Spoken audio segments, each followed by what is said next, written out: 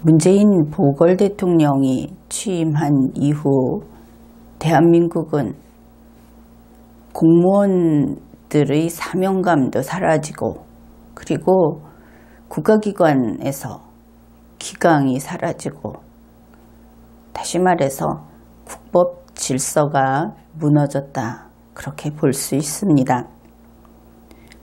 대한민국 국민들은 지금도 여전히 준법 국민이 맞습니다. 그런데 문제는 공무원들, 그것도 고위직 공무원들, 그리고 정치인들, 이런 자들이 법질서를 교란하고 범죄자의 짓을, 그 권한을 가지고 하고 있습니다. 민주노총이 시위가 아니라 린치를 가하고 있을 때 경찰이 호위를 하고, 그러다 보니 적에 대한 경계심마저 무너져서 북측 헬기가 남하할 때 우리 대한민국에서는 김정은이 방한을 하기 위한 예행연습이라는 뉴스가 나왔습니다. 그런가 하면 문재인 청와대 대통령과 문재인 청와대 정부에서 내보내는 그러한 공적인 발표, 그것은 종종 시를 읊조리고 은유와 비유와 몽상으로 가득 채워져 있습니다. 그러다 이제는 검찰이 법원에 제출한 공소장에 거기에도 서사적인, 서정적인 그런 문구가 들어있었다고 합니다. 조선일보가 2018년 12월 21일에 임종헌 공소장에 오류만 38개, 30분간 지적받은 검찰, 이런 제목의 뉴스를 보도했습니다. 그 일부를 소개하겠습니다. 지난 19일 서울중앙지법 형사 36부 임종헌 전 법원 행정처 차장에 대한 두 번째 공판 준비기일에서 진풍경이 벌어졌다. 재판장이 30분 가까이 검찰이 제출한 공소장의 쪽수와 행을 하나씩 짚어가며 잘못 기록한 것을 지적한 것이다. 임종헌 전 차장은 검찰이 사법행정권을 남용한 실무 총책임자라고 하면서 기소한 사람이다. 재판장은 범죄 일람표를 제외한 210쪽짜리 공소장에서 총 38곳에 대해 검찰에 설명을 요구했다. 날짜나 명칭, 직책을 잘못 쓴 단순한 오기에서부터 잘못 기록한 것을 뜻합니다. 불분명한 기재, 앞뒤가 맞지 않는 기재 등 유형도 다양했다.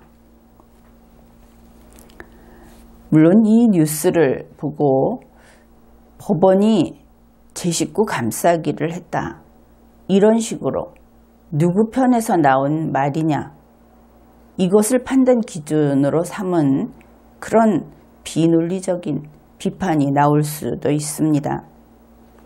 그러나 국민 여러분, 이 시점에서 우리는 정신을 바짝 차려야 합니다. 여러분이 지금 민주당 쪽에 서 있고 민주당과 문재인을 지지한다, 여러분이 혹시 그 반대편에 서 있다, 그것이 무슨 의미가 있다는 겁니까? 여러분과 여러분의 다음 세대, 그리고 이 나라가 앞으로 계속 자주 독립국으로서 발전해 나가고, 여러분이 지금 이 순간에 바로 세상을 뜨지 않는다면 앞으로 우리의 세상이 될 그 내일을 보다 탄탄하고 질서 있는 곳으로 만들어야 하지 않겠습니까? 내가 편드는 사람은 설령 그것이 이 나라를 망치더라도 내가 편드는 사람을 건드리지 말라, 이런 소리 좀 하지 마십시오. 이제 우리는 옳은 것은 옳다고 하고 틀린 것은 틀렸다고 해서 우리나라를 질서 있는 곳으로 만들고 세계와 경쟁해서 우리가 경쟁에서 이기고 더 능력을 발휘하고 그렇게 살아가야 하지 않겠습니까?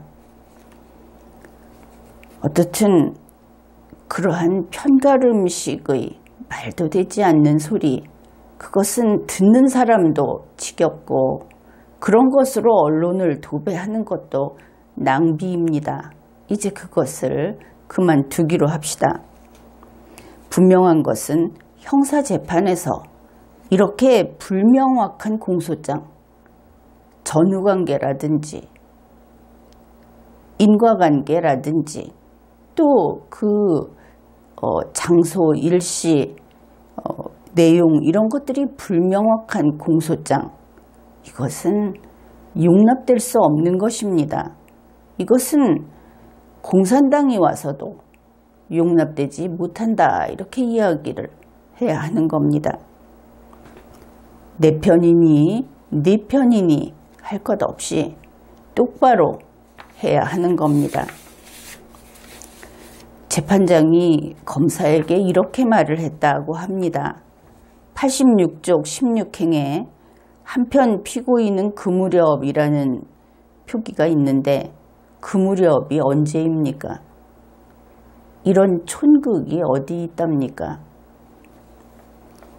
또 이런 내용도 있습니다. 임 전 차장이 옛 통합진보당 국회의원 지위 확인 소송 항소심 재판에 개입한 혐의와 관련해서 고영한 당시 법원 행정처장을 공범이다, 이렇게 기재를 했다고 합니다. 공소장에 이런 내용이 있다는 것이지요. 피고인은 고영한 등과 공모해 문모 심의관으로 하여금 재판부 설명자료를 전달하게 해 그 내용을 보고서로 작성하는 등 의무 없는 일을 하게 했다. 고영한 법원 행정처장에게 법원 행정처장과 공모를 했다고 했는데 바로 이 공모하는 시점이, 그러니까 이 보고서를 작성했던 시점입니다. 그것이 2015년 11월이라고 합니다. 재판장은 2015년 11월에 고영한이 법원 행정처장이 아니었다, 거기에 대해서 확인을 한 겁니다. 그가 법원 행정처장으로 부임한 것은 2016년 2월이었다 하는 것이죠. 이것은 어떻게 보아도 엉터리다, 그렇게 말할 수밖에 없습니다. 그 다음에 정모 판사가 2016년 3월 24일자로 작성한 문건이 있었다고 합니다. 그런데 그것을 왜 작성했느냐? 박 판사라는 그 사람이 단독 판사회의의 의장이 되지 못하게 하려고, 그래서 거기에 이렇게 대응하자 하고 그것을 검토한 문건인데 3월 24일에 작성을 했다는 것이지요. 그래서 이것을 작성한 것은 위법하다 하는 것이 검찰의 주장입니다. 그런데 역시 재판장이 지적한 것은 박 판사가 단독판사회의의 의장으로 선출된 것이 이 문서를 작성했다고 하는 3월 24일보다 3일 전 3월 21일에 선출되었다. 그러면 이미 선출된 사람을 두고 며칠이 지난 후에 앞으로 장차 선출되지 못하게 하자 하고 만들었다는 것이, 그것이 검찰이 제출한 그 공소장의 내용이 아닙니까? 이것은 아무래도 지나치지요. 그런데 검찰이 이러한 행위를 한 것은 이번이 처음은 아닙니다. 초범이 아니다 하는 것이지요. 그들이 몇 해 전 증거자료를 차떼기로 밀어 넣던 때 그들은 짝수 페이지를 몽땅 빼먹고 넣은 그런 전력도 있습니다. 이처럼 공무원이 대충 임무를 수행해도 된다면 그 정권은 부패 정권이 맞습니다. 형사사법기관이 이렇게 불성실하고 그리고 불명확하게 임무수행을 해도 된다고 한다면, 그래도 된다면 그 정권은 독재 정권이 맞습니다. 대한민국의 공무원 여러분, 여러분은 지금 비록 문재인 밑에 있더라도, 문재인 청와대 대통령이 있는 이러한 대한민국의 시국, 이 시국 아래에서라도 여러분은 헌법과 법률을 지켜야 합니다. 여러분은 국민에게 충실해야 합니다. 여러분은 평생 공무원이지 문재인만의 공무원은 아니기 때문입니다. 여러분에게는 5년 후도 있고 10년 후도 있고 내일이 있는 겁니다. 헌법을 지키고 국민에게 충실하십시오. 지금까지 리걸마인드 연구소였습니다.